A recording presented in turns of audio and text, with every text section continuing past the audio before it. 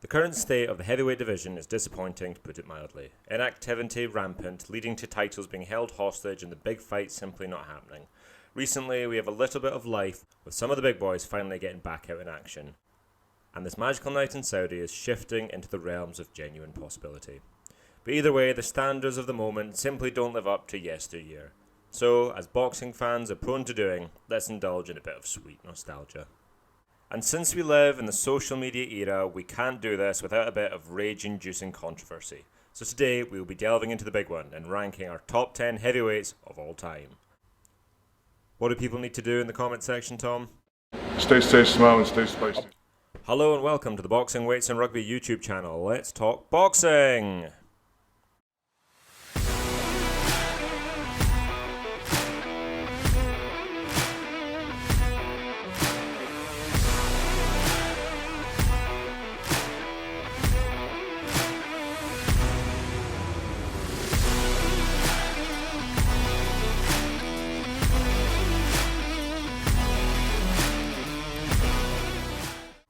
So let's start with a philosophical question.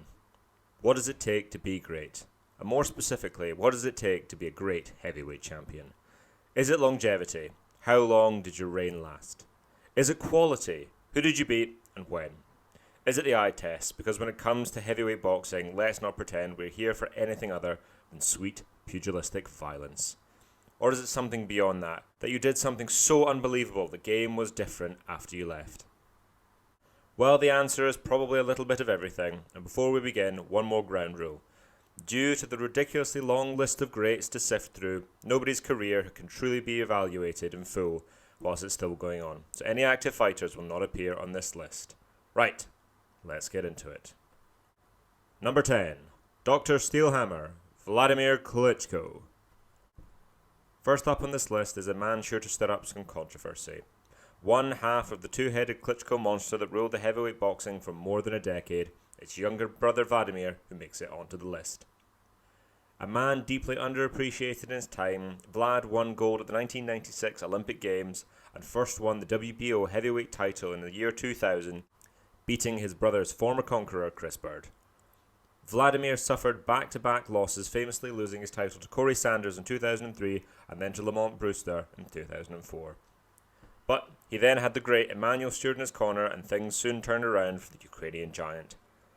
Vladimir regained the title once again, defeating Bird in a rematch in 2006, and from here on would go on to make 18 consecutive title defences before being dethroned in 2015 by the one and only Tyson Fury.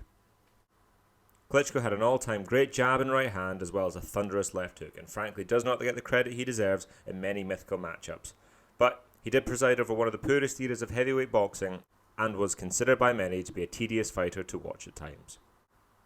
But frankly, numbers don't lie, and 23 successful heavyweight title defensive puts him second on the all-time list, and frankly too good to not make this one. Number 9, Smokin' Joe Frazier. From a man who had to strive over years to earn his place on this list, to a man who cemented his legacy in one simple night, and the great Smokin' Joe Frazier. The night Joe Frazier beat Muhammad Ali in the fight of the century to solidify his claim as the heavyweight champion, he earned his place on this list and many like it for the rest of time. But Philly's finest was so much more than just one good night. An Olympic gold medalist from the summer of 1964, Frazier was named the Ring Magazine Fighter of the Year on no less than 3 occasions. Frazier first won the heavyweight title, knocking out Buster Mathis at Madison Square Gardens, and blew through a slew of top contenders on his way to setting up the fight of the century. Pioneer of the much-loved bob and weave style, Frazier possessed one of the greatest left hooks in the history of boxing. Ultimately losing his title to Big George Foreman, Frazier never again regained the heavyweight championship. But we can't talk about Joe Frazier and not mention the thriller in Manila. In my opinion, the greatest heavyweight fight of all time, this night showed even in defeat you can be truly great, and nobody could say Smokin' Joe was anything less than that. Number 8, Iron Mike Tyson. Not since Muhammad Ali has somebody captivated the world the way a young kid Dynamite did, coming through the ranks in the mid-1980s. Iron Mike is the most iconic fighter alive today and is as controversial to rank as a fighter as he was as a figure in his heyday. Many boxing fans of a certain age will be aghast that he doesn't sit proudly atop this list, and others will say he barely merits a place in it at all, let alone above the likes of Smokin' Joe Frazier. As with all things, we land in the middle, and what gets Catskill's most famous alumni onto this list was his run as that Mike Tyson. From 1986, when a young kid Dynamite knocked out Trevor Berbick to become the youngest heavyweight champion ever, through to the 91-second massacre where Tyson obliterated a terrified Michael Spinks to become undisputed right up until the famous night in Tokyo, that Mike Tyson was revered like few fighters before him and will likely never be seen again. The Tyson after the defeat to Buster Douglas and upon his release from jail for rape was a shell of his former self, despite regaining the heavyweight titles against Bruno and Selden. The infamous earbite and the sideshow that Tyson's career became has fairly tainted Tyson's historical standing, but it's hard to underestimate how incredible Tyson's achievements to become the youngest ever heavyweight champion really was. As we said earlier, when it comes to heavyweight boxing, nobody did violence quite like Iron Mike.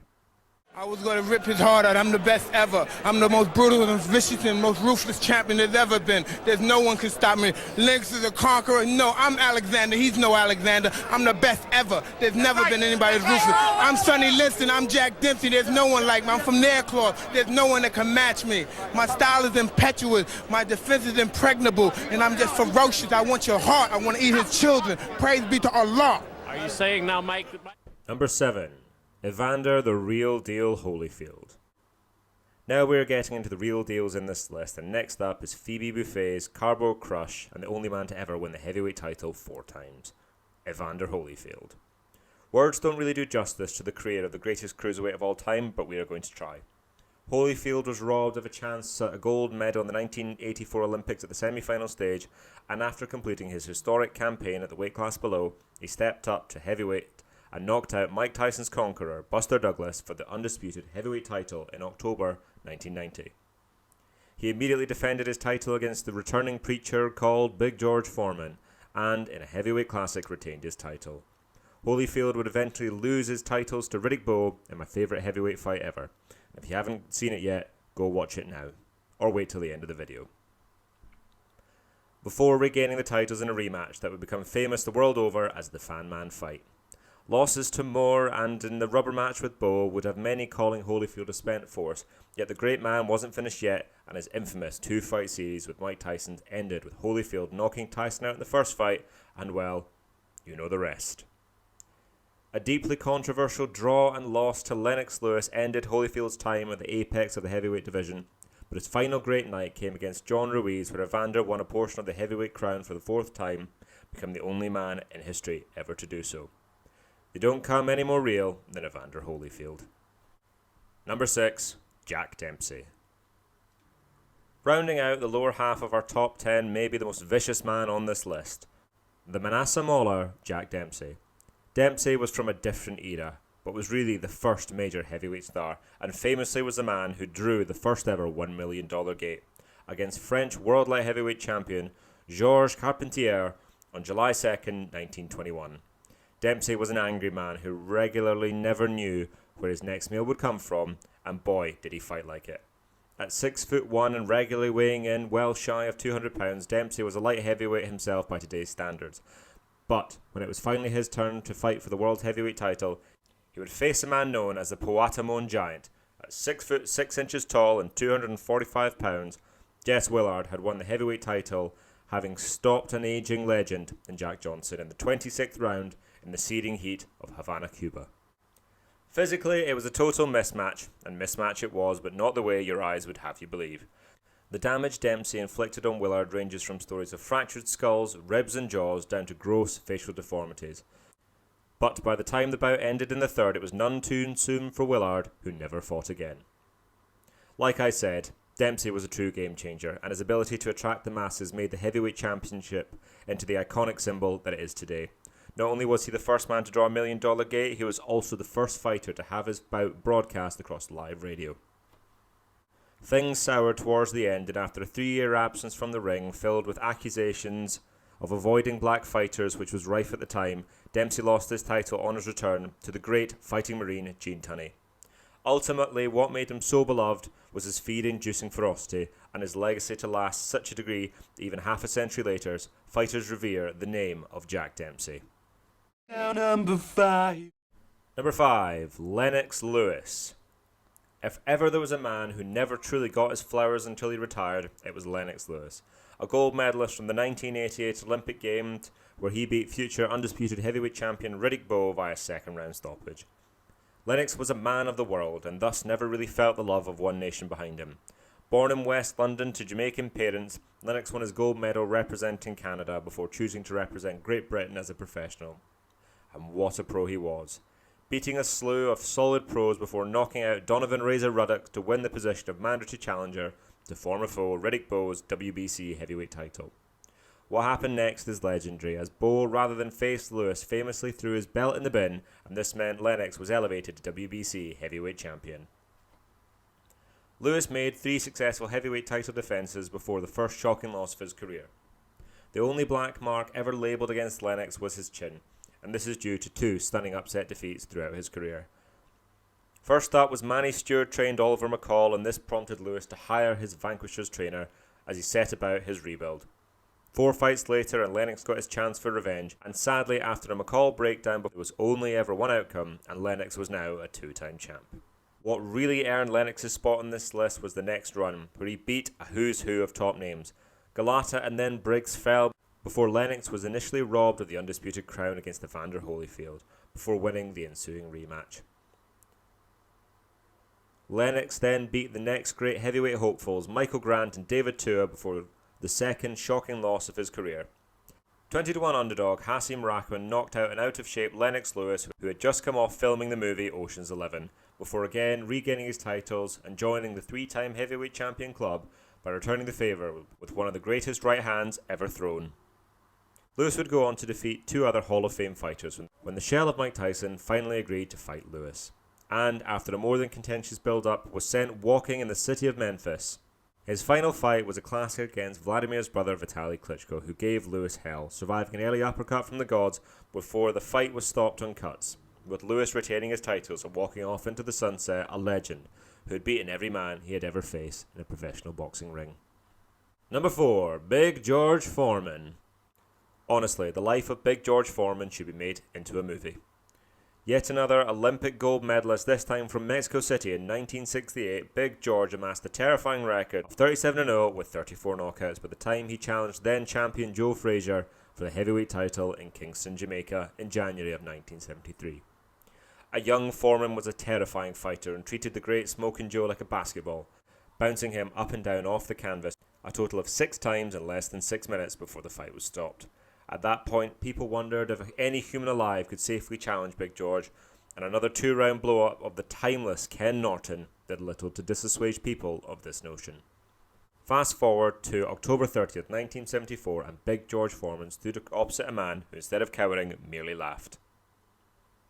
The story of Muhammad Ali and the Rumble in the Jungle is yet to come, but suffice to say, Big George lost his heavyweight title that night, and perhaps a little bit more, as he was never again able to capture that presence that struck fear into the heart of giants. Another all-time heavyweight classic against Ron Lyle and another pummeling of poor Smokin' Joe never really got him going again, and after a decision loss to Jimmy Young at 28 years old, Big George called it a day. But of course, the story doesn't end there, and after 10 years, almost to the day, an evangelical rebirth preacher returned to the ring to help fund his Centre for Kids. What was first branded as a joke slowly gained credibility over the years as Big George KO'd credible opponents in Dwight, Muhammad Kwai and Jerry Cooney, before getting his chance at the heavyweight crown again. Big George challenged undisputed champion Evander Holyfield on one of the first big boxing pay-per-view events. Foreman showed he could still take a punch as well as dish it out, but despite a very solid effort, Holyfield was awarded the deserved decision. After one more failed attempt against Tommy the Duke Morrison, Foreman's name landed him one final title shot at Glory against undefeated, unified, lineal heavyweight champion Michael Moore. They say in boxing it only takes one punch to change a fight, but in this fight right here, it took 2 beautiful right hands to change the course of history. And HBO Jim Laplace delivered one of the greatest lines in boxing commentating history. And shot. 4, 6, 7, 8, 9, 10. It happened. It happened. Foreman's greatness comes in so many ways. from the brooding, destructive destroyer to mentally and physically reinventing himself as the preacher, one of the greatest punchers in the history of the sport, George Foreman that night cemented his legacy as the oldest ever heavyweight champion in boxing at 45 years of age, and finally laid to rest the ghost of the Rumble in the jungle. Number 3. The Eastern Assassin, Larry Holmes. Larry Holmes is the greatest heavyweight champion in boxing that never gets spoken about. Holmes was the unfortunate soul who ruled the glamour division of boxing after Muhammad Ali and before the rise of Mike Tyson. But anyone who knows anything about boxing knows that the Eastern Assassin was one of the very best. Earlier in his career, Holmes was the go-to sparring partner for the best fighters of the golden era, before he slowly gained credibility in his own right as he one by one whittled off the ancient greats. First was thunderous puncher Ernie Shavers before he won the WBC belt by defeating the champion Ken Norton via 15-round split decision. Thus began one of the greatest reigns in heavyweight history. After defeating Norton, Holmes would knock out everybody he faced until the true passing of the torch against Muhammad Ali in 1980. Holmes became the only man ever to stop Ali and ended his time at the top of the heavyweight division. This victory, however, was stained. As beloved as Ali was, many disliked Holmes for beating a past his prime Ali. Holmes was not the shy and retiring type and always bit back at his critics. His next big fight would come against gentleman Jerry Cooney, the man dubbed the Great White Hope. In a highly racially charged build-up to the fight, at the time the fight happened, the anticipation was bordering on palpable. However, Holmes was a class above and delivered a schooling and a beating, stopping the ever-so-game Cooney in the 13th round. The last of the great 15-round heavyweight champions, Larry Holmes would go on to an incredible 19 consecutive world title defences, before he was finally beaten in 1985 by Michael Spinks in a highly competitive back-to-back fights.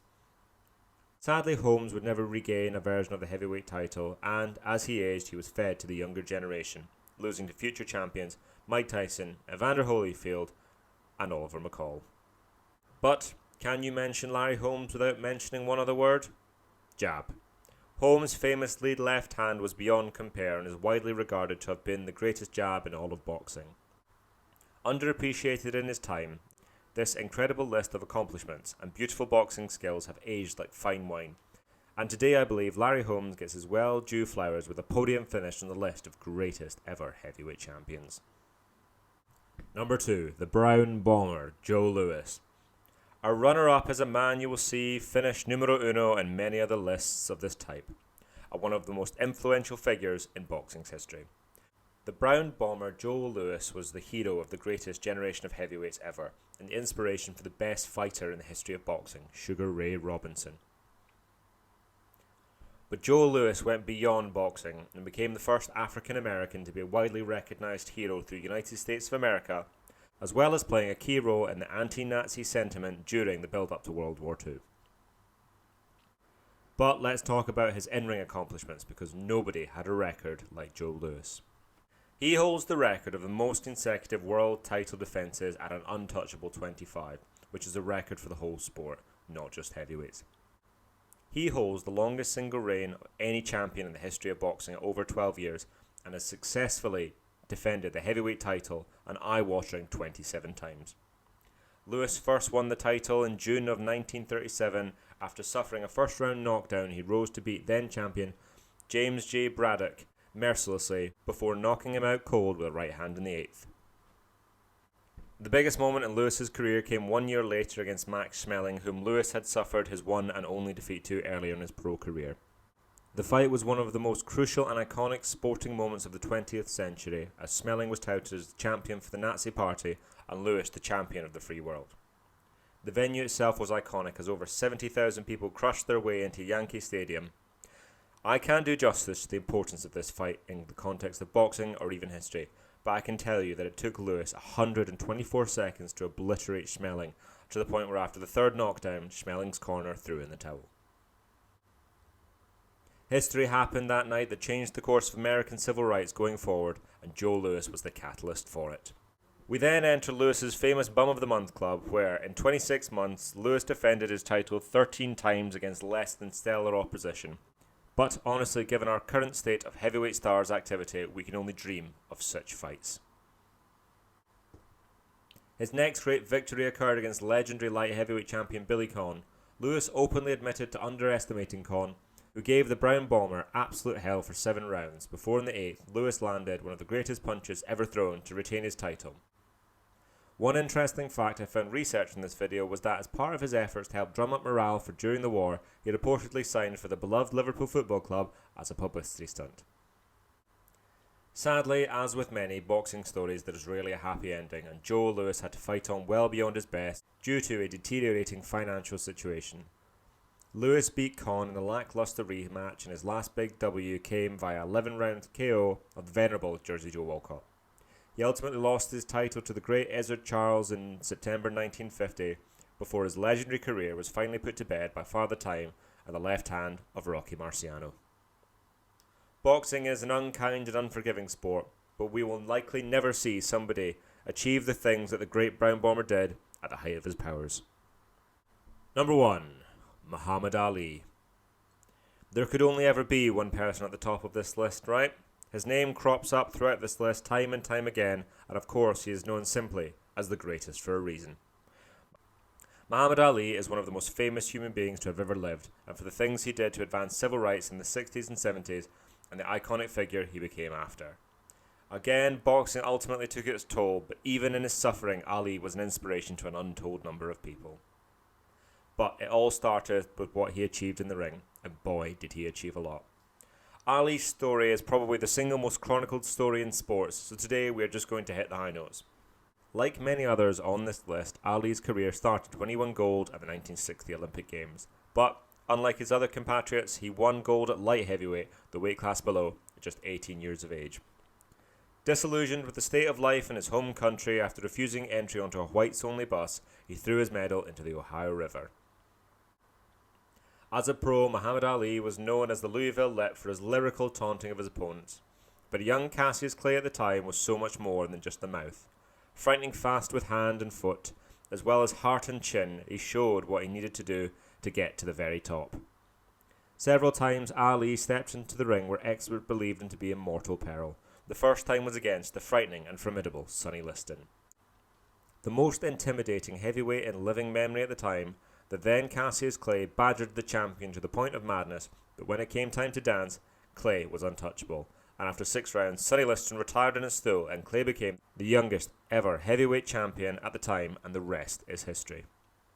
After this fight, the name Ali was born, and from the alleged dive in the Sonny Liston rematch to the dead naming of the Floyd Patterson fight and the stoppage of the former champion, we head on up to Ali's refusal to be drafted for the Vietnam War. This meant that from March of 1967 to October 1970, we lost the prime years of the best heavyweight ever to be seen. When he returned, Ali was different, having physically reinvented himself. He wasn't quite as fleet of foot, but more sturdy and durable. He lost his first attempt at regaining the titles he never lost in the ring to the legendary Joe Frazier in the fight of the century, before he was ultimately triumphant in October of 1974 against George Foreman in the historic Rumble in the Jungle. In my opinion, when Ali rope-a-doped Big George into an 8th round stoppage, he achieved the single greatest win in the whole of boxing history. Again, numerous documentaries exist about this fight, so please go watch them. After Foreman had beaten Frazier for the title, Ali had beaten Smokin' Joe in a lower key rematch, and now all the marbles were on the line for the thriller in Manila. 14 rounds in the grueling heat in the greatest heavyweight contest ever. Both men left a little of themselves in the ring that night. But when Smokin' Joe's trainer pulled him out of the fight in the 14th round, Ali's position as the greatest of all time was truly cemented. As he aged, Ali would lose too, and immediately regain the heavyweight titles against Ken Norton and finally Leon Spinks, making him boxing's first ever 3-time heavyweight champion of the world. Defeat to Holmes for the lineal title, and finally Trevor Berbick in the early 1980s showed Ali as a shell of the fighter he once was. Like I said, boxing really has a happy ending, but let me summarise why the man who murdered a rock and injured a stone is untouchable atop the list of legends we have gone through today.